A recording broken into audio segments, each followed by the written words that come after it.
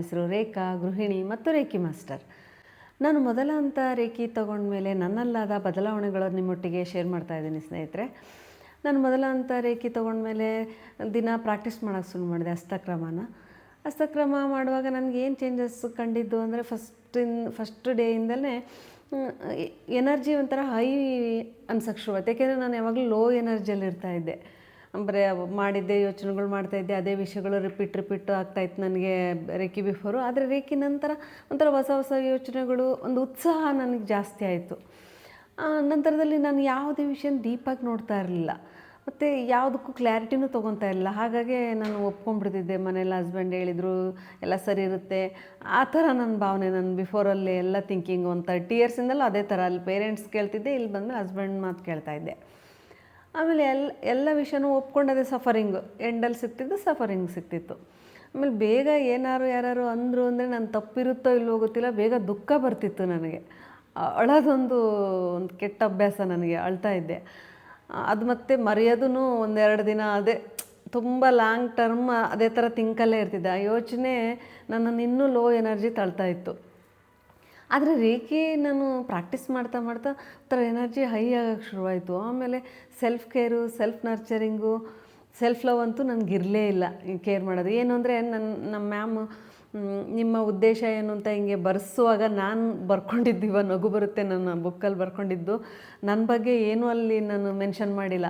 Family ಚೆನ್ನಾಗಿ ನೋಡ್ಕೋಬೇಕು, ಮನೆಯವ್ರನ್ನೆಲ್ಲ ಚೆನ್ನಾಗಿ ನೋಡ್ಕೋಬೇಕು, ಮತ್ತು ಕೆಲಸ ನಾನು ತುಂಬ ಸಕ್ಸಸ್ಫುಲ್ಲಾಗಿ ಮಾಡಬೇಕು ಎನರ್ಜಿ ಇಟ್ಕೊಂಡು ಅನ್ನೋ ಥರ, ನನಗೆ ಸಫರ್ ಮಾಡ್ದೇನೆ ಆ ಥರ ಬರೆದಿದ್ದು ನಾನು 4 ಇಯರ್ಸ್ ಹಿಂದೆ.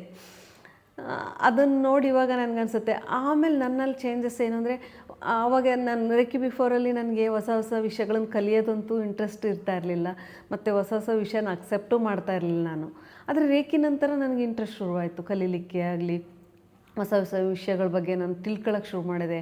ಆಮೇಲೆ ನನ್ನನ್ನು ನಾನು ಕೇರ್ ಮಾಡ್ಕೊಳ್ಳೋಕೆ ಶುರು ಮಾಡಿದೆ, ನರ್ಚರಿಂಗೆ ಮಾಡ್ಕೊಳ್ಳೋದನ್ನು ಶುರು ಮಾಡಿದೆ, ವಾಕಿಂಗ್, ಹಿಂಗೆ ಒಂದೊಂದೇ ಪುಟ್ಟ ಅಭ್ಯಾಸಗಳನ್ನು ಬೆಳೆಸ್ತಾ ಬಂದೆ. ನಾನು 1 ತಿಂಗಳಲ್ಲಿ ಪುಟ್ಟದಾಗಿ ನನ್ನ ಚೇಂಜಸ್ ಕಾಣ್ತಾ ಬಂತು ನನ್ನಲ್ಲಿ. ಆಮೇಲೆ ನನಗೆ ಭಯ, ಆತಂಕ, ದುಃಖ, ಇದು ಒಂಥರ ಇವು 3 ನನ್ನಲ್ಲಿತ್ತು.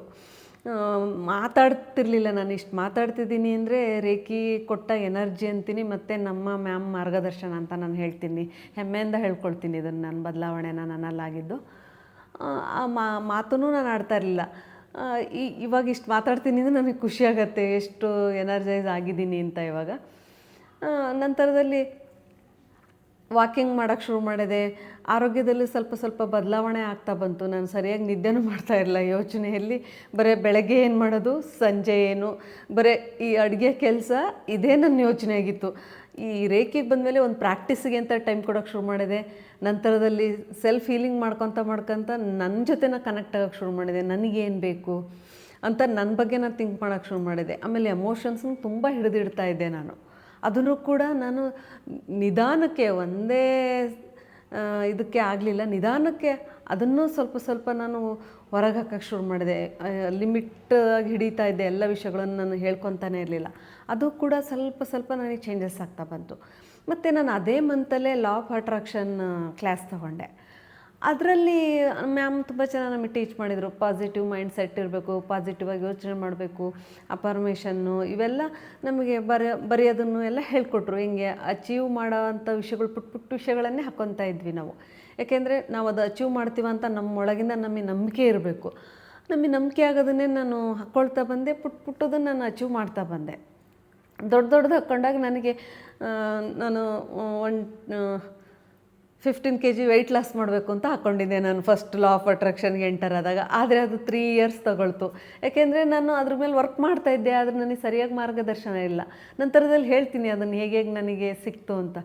ಹೀಗೆ ಸ್ನೇಹಿತರೆ, ನನಗೆ ತುಂಬ ಪಾಸಿಟಿವ್ ಆಗಿ ಬದಲಾವಣೆ ಆಗ್ತಾ ಬಂತು. ನನ್ನ ಥಿಂಕಿಂಗ್ ಪ್ಯಾಟ್ರನ್ನು ಕೂಡ ಚೇಂಜ್ ಆಗ್ತಾ ಬಂತು. ಮತ್ತು ಇನ್ನೂ ಮುಂದಿನ ಅನುಭವಗಳನ್ನು ಮತ್ತೇನೇನು ಕಲಿತೆ ಅನ್ನೋದನ್ನು ನಿಮಗೆ ಮುಂದಿನ ವೀಡಿಯೋಗಳಲ್ಲಿ ಶೇರ್ ಮಾಡ್ತೀನಿ ಸ್ನೇಹಿತರೆ. ಧನ್ಯವಾದಗಳು. ಮುಂದಿನ ಅನುಭವಗಳನ್ನು ಮತ್ತೇನೇನು ಕಲಿತೆ ಅನ್ನೋದನ್ನು ನಿಮಗೆ ಮುಂದಿನ ವೀಡಿಯೋಗಳಲ್ಲಿ ಶೇರ್ ಮಾಡ್ತೀನಿ ಸ್ನೇಹಿತರೆ. ಧನ್ಯವಾದಗಳು. ಎಲ್ಲರೂ ಸಪೋರ್ಟ್ ಮಾಡಿ, ಸಬ್ಸ್ಕ್ರೈಬ್ ಮಾಡಿ, ಕಮೆಂಟ್ ಮಾಡಿ.